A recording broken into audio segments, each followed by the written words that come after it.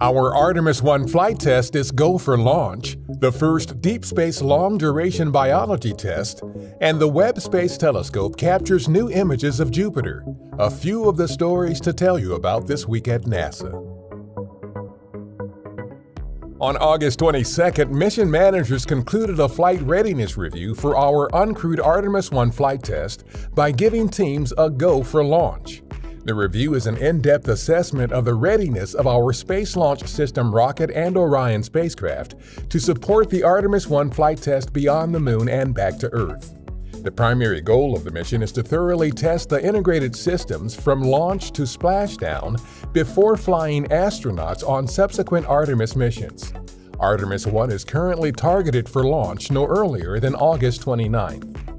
BioSentinel, a shoebox-sized CubeSat, is one of several secondary payloads on our uncrewed Artemis I flight test. It will perform the first long-duration biology experiment in deep space by monitoring the vital signs of yeast exposed to deep space radiation.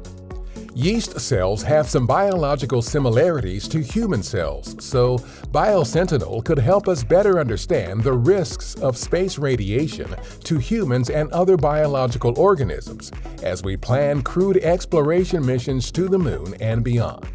NASA's James Webb Space Telescope recently captured new images of Jupiter that may give astronomers even more clues to the planet's inner life.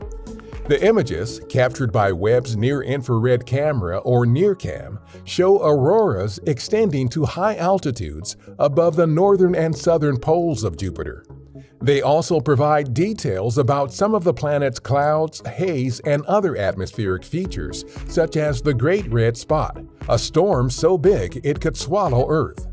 Researchers have already begun analyzing Webb data to get new science results about our solar system's largest planet.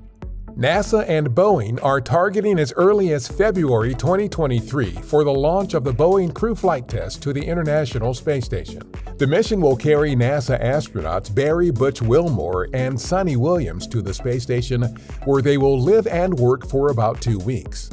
This is the first flight of the company's CST-100 Starliner spacecraft with astronauts. The mission will demonstrate the ability of Starliner to safely carry astronauts to and from the station. Find out more about NASA's Commercial Crew program at nasa.gov/commercialcrew. Engineers recently installed and deployed the 30-foot-long solar array for our partner agency NOAA's Joint Polar Satellite System 2, or JPSS-2. The solar array deployment marked the last major testing milestone for the weather satellite ahead of its targeted November 1st launch at Vandenberg Space Force Base in California. JPSS-2 will orbit Earth from pole to pole, taking measurements and snapping images to help us plan for hurricanes, snowstorms, floods, and other severe weather. That's what's up this week at NASA. For more on these and other stories, follow us on the web at nasa.gov/twan.